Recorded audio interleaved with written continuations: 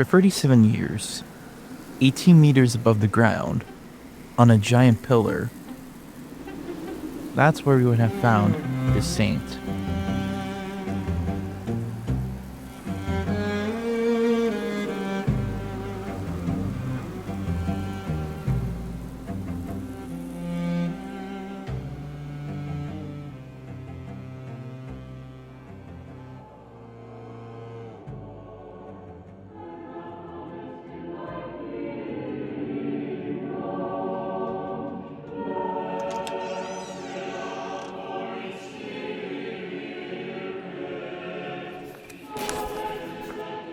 At 13, Simeon walked into a church for the first time and heard a priest read the Beatitudes, the teachings Jesus gave on the mountain, the standard of which a human being is supposed to live.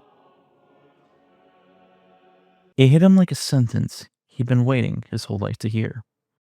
Curious, he turned to an old man sitting next to him. How do I get there? How do I actually get there? The old man pointed to a monastery, so Simeon went. And immediately, he became a problem. He fasted longer than anyone else, slept less, prayed more. One time, he secretly tied a rope of palm leaves so tightly around his body that it had cut through his skin. The monks found it months later, buried in his flesh. One day, the abbot called him in and said, "You have to leave. What you're doing is beyond what we can guide." He left the monastery for being too extreme. The saint moved to the desert outside Antioch, but word spread fast that there was a holy man living alone out there. A lot of people came. They grabbed their sick, their problems, their questions. They grabbed at his clothes. They wouldn't leave. Simeon couldn't sleep or pray, so he built a small platform on top of a stone column, about shoulder height, just to get some space. But the people kept coming, so he went higher.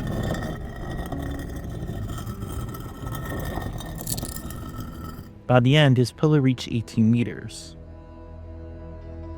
A platform barely a meter wide, no railing or roof, open to the Syrian sun in summer, the wind and rain in winter. He stood up there and bowed in prayer, hundreds of times a day. A pilgrim once tried to count and lost track after 1,244, and he stayed for 37 years.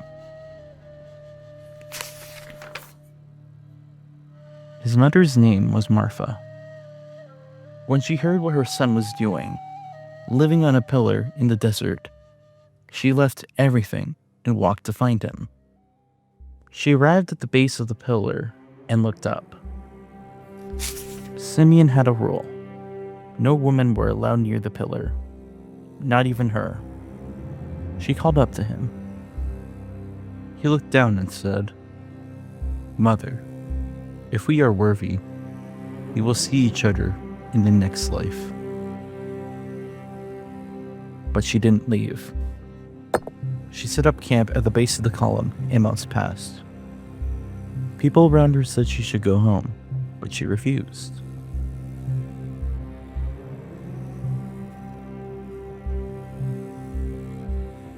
After a while, his mother got sick. When she was dying, she sent up word to him, "Pray for me." He prayed from above.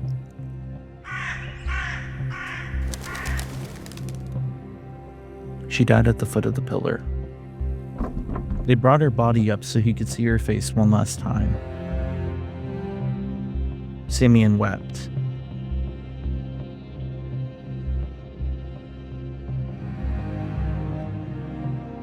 I don't tell you this to make him look cold. I'm telling you this because this moment, more than anything else, shows you how real his faith was. This wasn't a man performing holiness for a crowd. This is a man who believed, with everything he had, that the greatest thing he could do for his mother was not come down, but to stay close to God.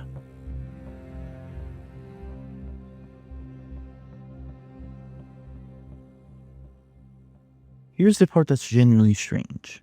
Saint Simeon wanted to escape the world, but the world refused to let him. Emperors wrote him letters. Theodosius II, Marcian, Leo I. They asked him opinions on politics, on theology, on wars.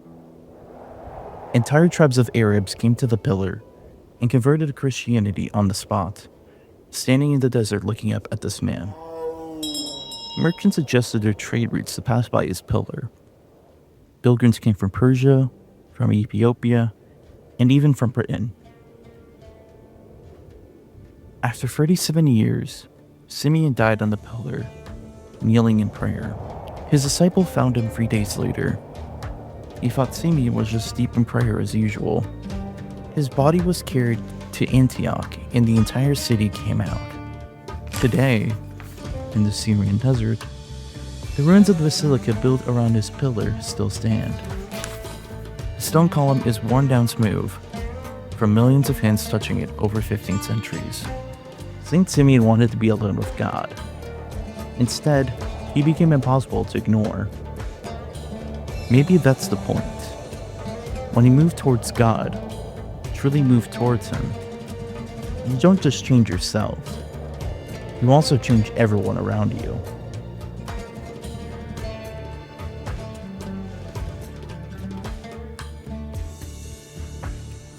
If you want to see more of these videos, please consider supporting us through our Patreon.